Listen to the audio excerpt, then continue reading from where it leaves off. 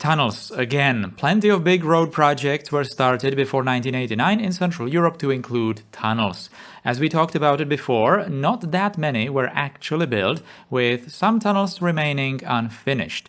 Plans for all this infrastructure, ideas for urban and intercity highways remained though, and on the contrary received much more attention now, since countries needed to catch up with infrastructure projects. So, tunnels were continued and many more designed. Cities also started to plan various new projects, bypass roads, highway city rings, great separations of big junctions, and so on. Let's talk about the 90s tunnel projects around here, since I'm going to finish our city tunnel here in Altengrad, connecting two opposite parts of the city together. Compared to Western Europe and, of course, North America, the highway systems, or generally big roads inside cities, were lacking in the former Eastern Bloc. Although, as we explored before, the plans were certainly there, some being really brutal, American 1950s style. On the other hand, what wasn't there was money to build all of that, and actually there wasn't even a pressing need for that, because car ownership, even in 1989, was a fraction of the Western numbers. That started to change in the 90s.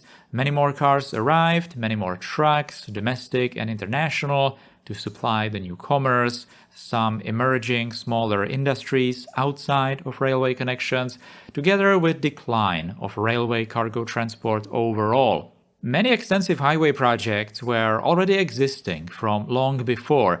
Countries and cities only needed to work out the details, get money, and start building.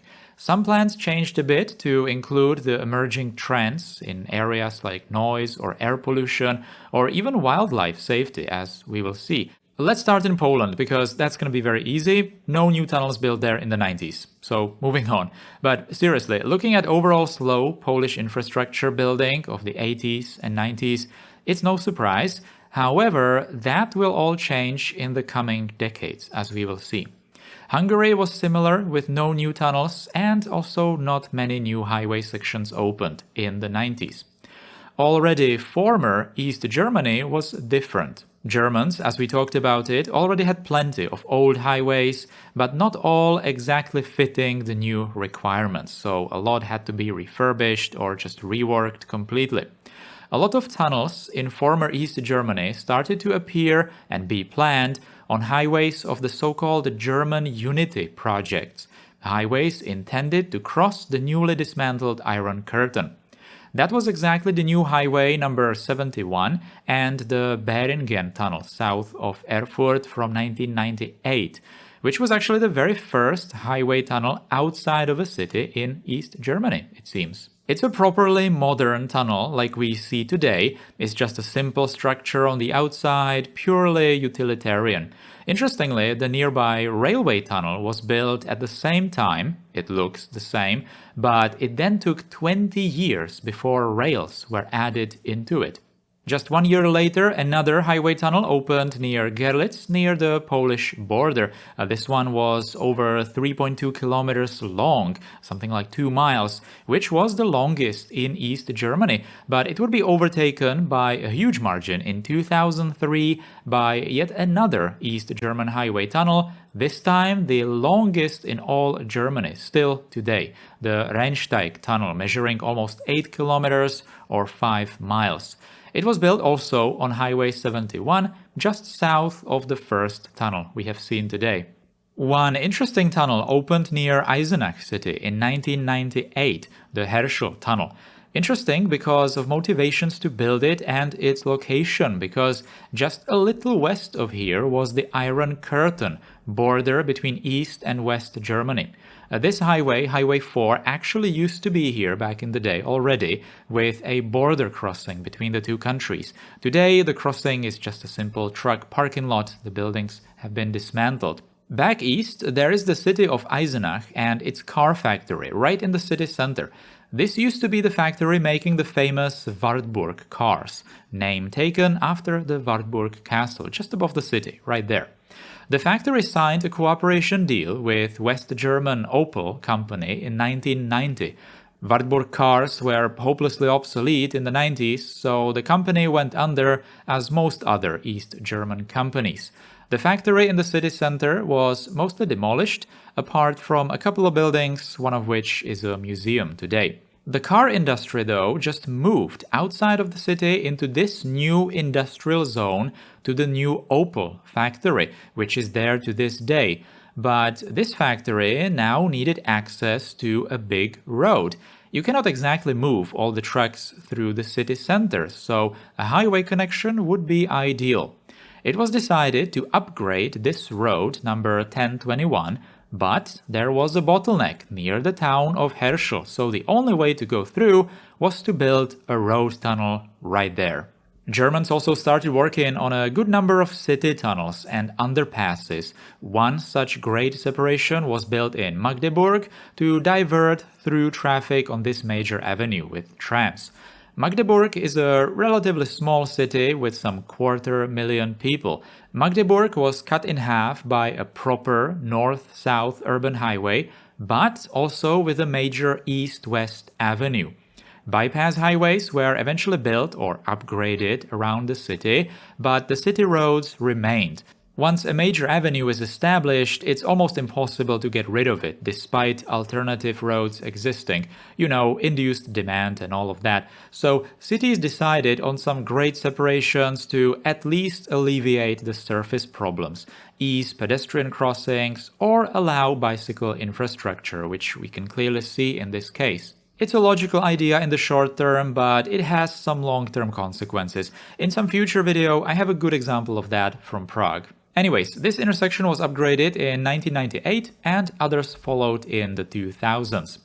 Dresden was very similar. Due to its almost full destruction around the old town in the Second World War, it was in for a modernist rework, which included all the major avenues cutting across. Traffic kept increasing and something had to be done to increase capacity, not only for cars but also trams, pedestrians and bicycles.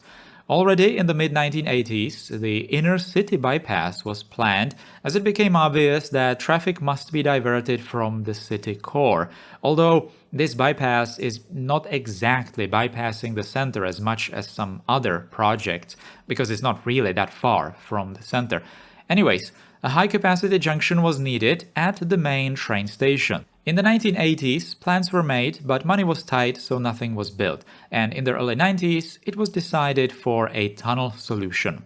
Interestingly, the tunnel started to be built without fully knowing how it's going to continue.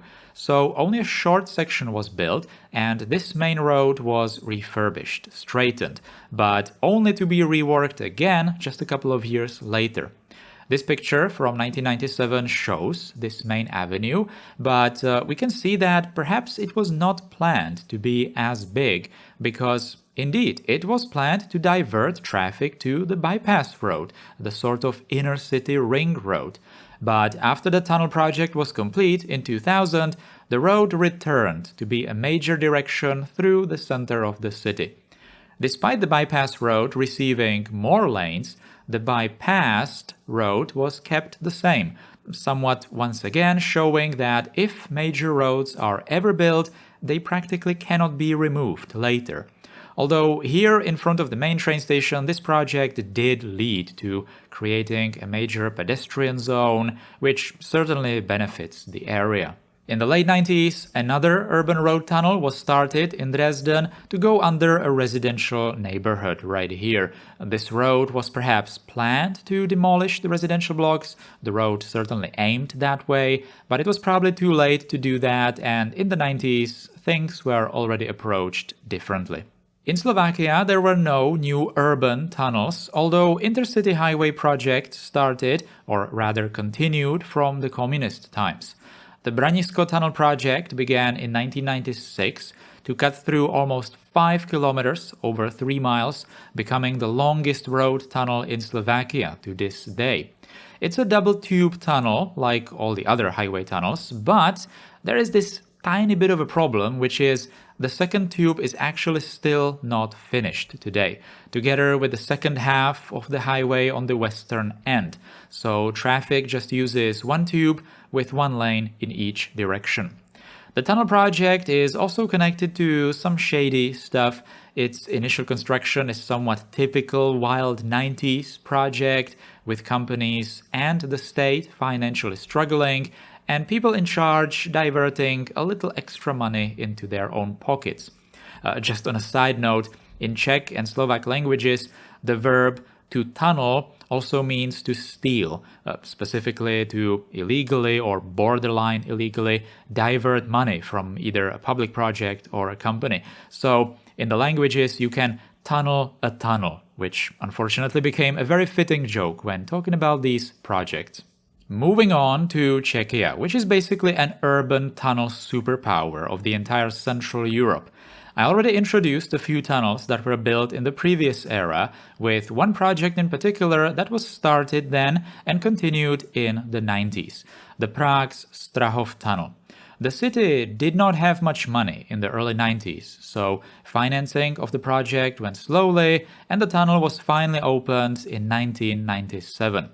It did not exactly help traffic much, because despite the tunnel being some 2 kilometers or 1.2 miles long, it was only a small part of the planned inner city bypass ring, largely planned to be underground. So it basically went from nowhere to nowhere, until the rest of the tunnels around were built. Perhaps its lack of funding also originated from the popular discontent with the project. It kind of sort of became a little remnant of the megalomaniac communist planning in the minds of people.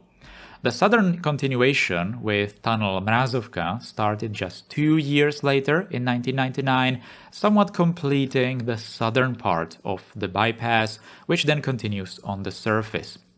The northern end was continued with a gigantic Blanka tunnel project starting in 2007, so we will leave that for a different time. Although that topic will be a good example of all kinds of traffic and politics related issues, so we absolutely must return to it.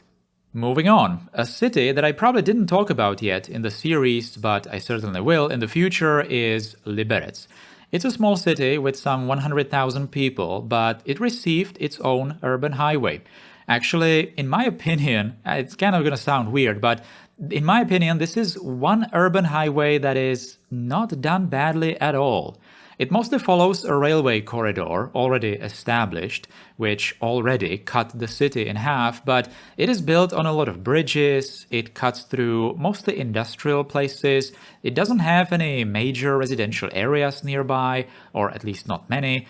It just sort of blends well with the terrain and with the city.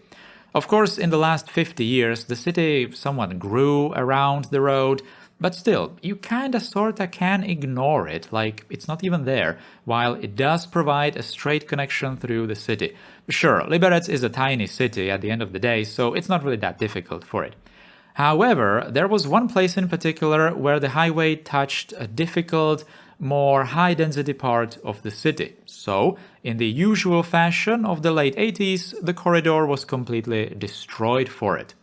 Project then continued into the 90s to build the tunnel, refurbish that perpendicular avenue road on the top, and build a big new bus terminal, which is a little clunky when it comes to connections to the railway station, the tram stops, but it's there.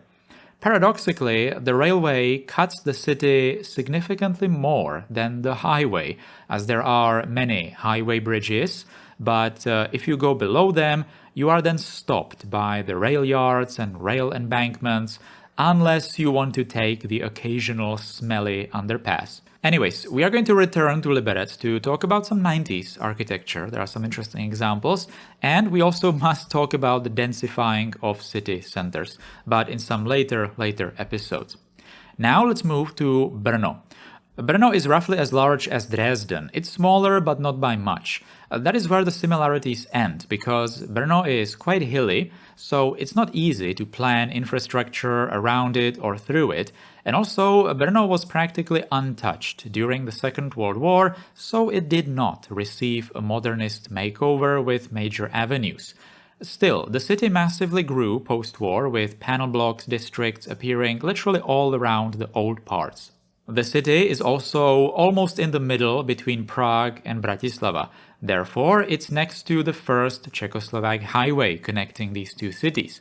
The highway, however, bypasses Brno. It doesn't just go into the city center like in Prague, where the huge avenue just goes right in. So Brno's planners had to figure out how to connect into the highway and at the same time do some sort of directions to distribute traffic around the hard-to-build-in older areas of the city. So an urban highway ring was the only logical and probably the easiest solution to that. But there is the problem: terrain. Solution to that? Tunnels, of course. Many, many more tunnels. Which means a lot of money. So despite parts of the surface ring being finished before 1989 already, tunnels had to wait. The first tunnel opened in 1997, opening up the ring towards the main Prague highway direction. It was then followed in 1998 by another tunnel, this time on the other side of the ring, bypassing a residential area on top of it. But still, the rings were not connected with each other, so in the 90s, design work started on another, longest tunnel to tie the northern ring together underneath, once again, a residential area. But that started to be built much later. Czechia also continued and started building the intercity highways, but also city bypasses of major, the so-called first-class roads. Bypass doesn't need to be around the city or town, it might also be below it, so that's exactly this case of the tunnel opened in 1997. And now for the last example of a slightly different tunnel, a wildlife crossing. This was the very first of its kind, built in the entire region. A wildlife crossing is basically an artificial ridge built to connect two forests, usually, that were cut by the highway to prevent dangerous wildlife collisions and overall to give back the natural connection. It somewhat illustrates the push towards more eco-friendly thinking after the terrible state of the environment of the 1980s. This crossing is apparently doing all right, animals are using it, but others in the country are not placed very well. So that was that for tunnels in Central Europe of the 1990s. Two major driving factors behind tunnel projects: intercity highways and big urban bypasses. Lots of plans simply continued the established ideas and principles, but countries struggled to finance these projects, and some of their backgrounds were wild, just like the 90s overall.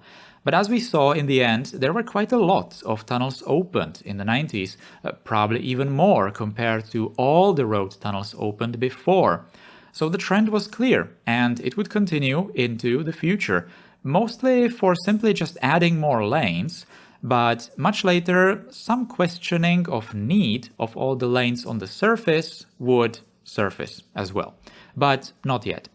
Anyways, let's now go see the project here in Altengrad. Alright, so this is the Altengrad City Tunnel. It originated right here. That's actually a good timing in the time-lapse. Here, right now, I'm just removing the construction site, the original construction site on the the eastern side. I'm just going to, with intersection marking tools, finish this main road that goes inside the tunnel, and then I'm just going to plant some trees around this place, and it's going to be done. By the way, I'm also going to grow the trees, the rest of the trees in that like a trench area on that side of the city.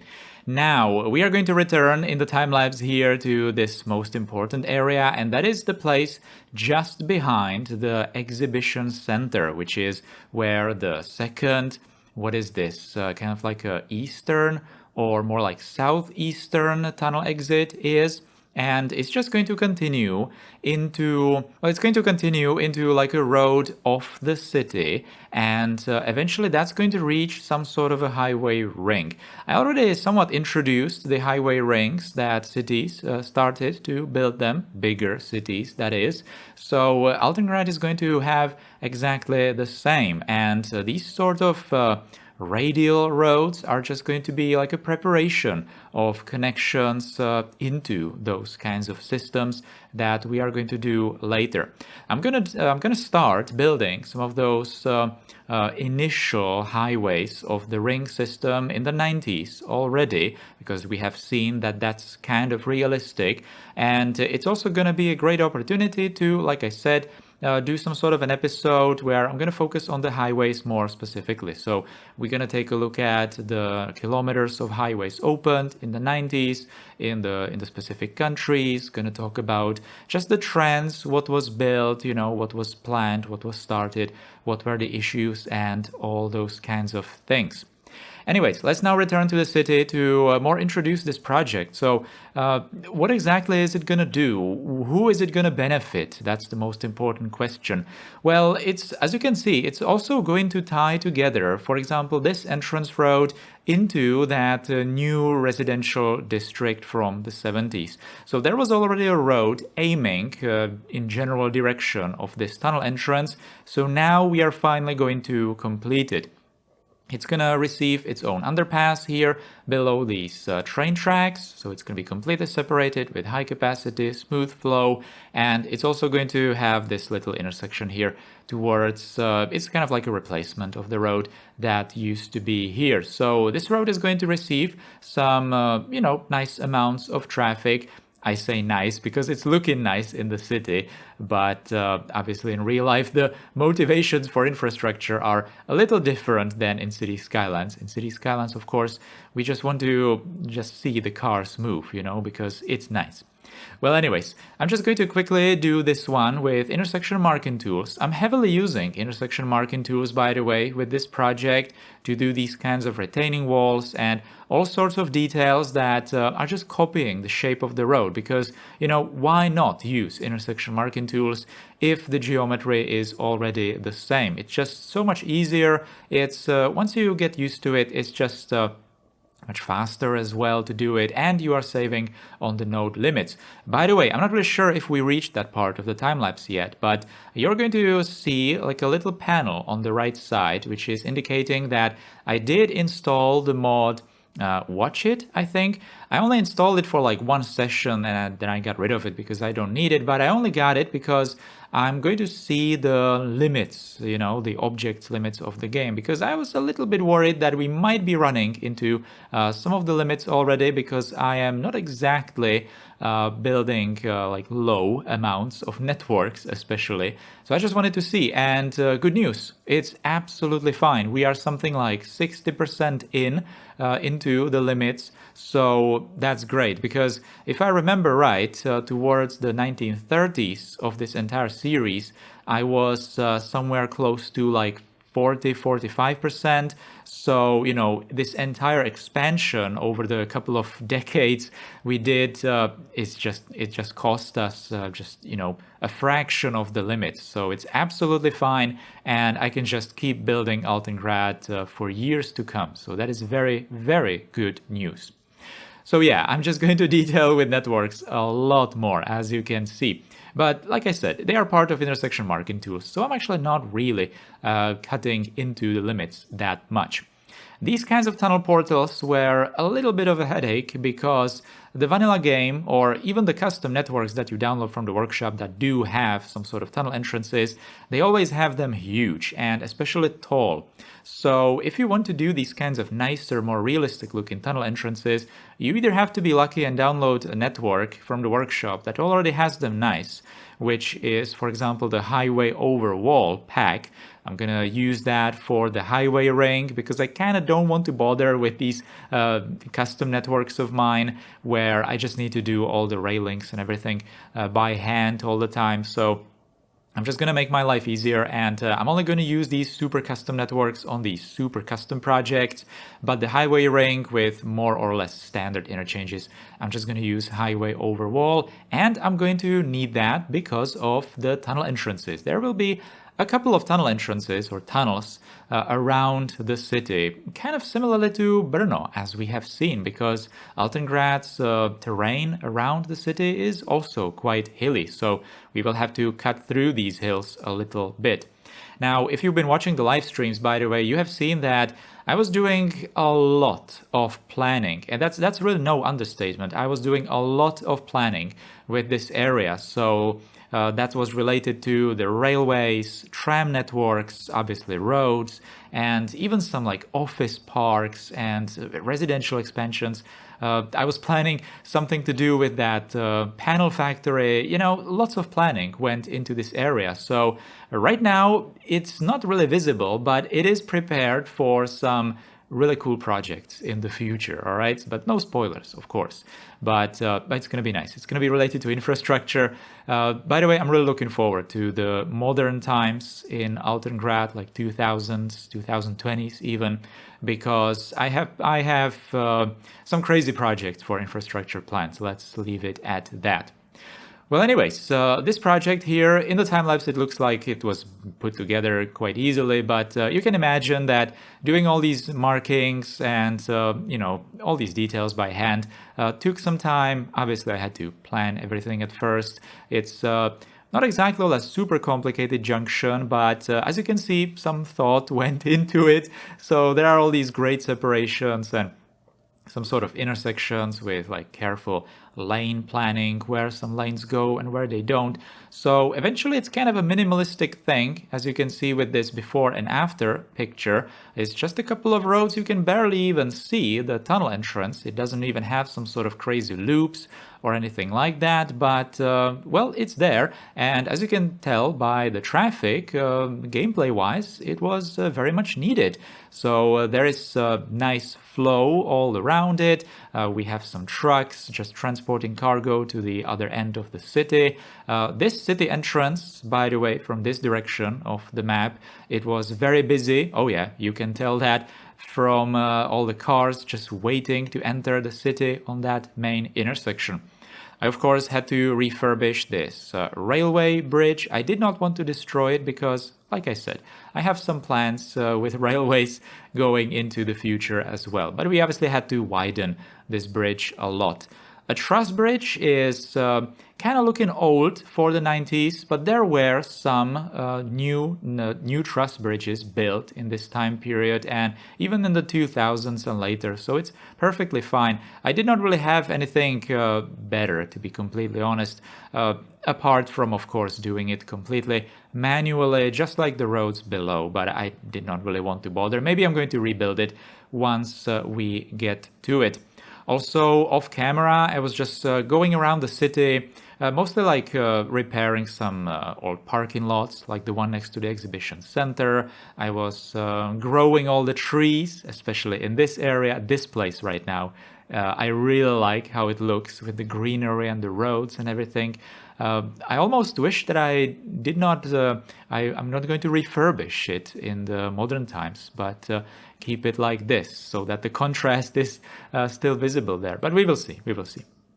On top of this tunnel entrance, there is still that dirt road, but I was actually given suggestions on the streams to turn it into a parking lot below the castle, some kind of tourist parking lot. That makes a lot of sense, so I'm probably going to do that as well, as part of these little changes that I'm just doing off camera all around the city. But anyways, that is going to be all. In the next episode, we are going to do a big episode about the 90s architecture. So that's obviously going to heavily focus on postmodernism and specifically on the very specific kind of postmodernism in Central Europe. So stay tuned for that.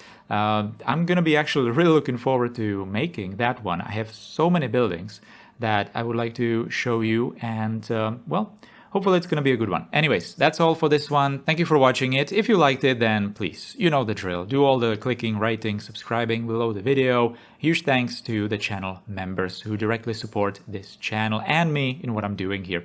Big thanks again, guys. Take care. Goodbye.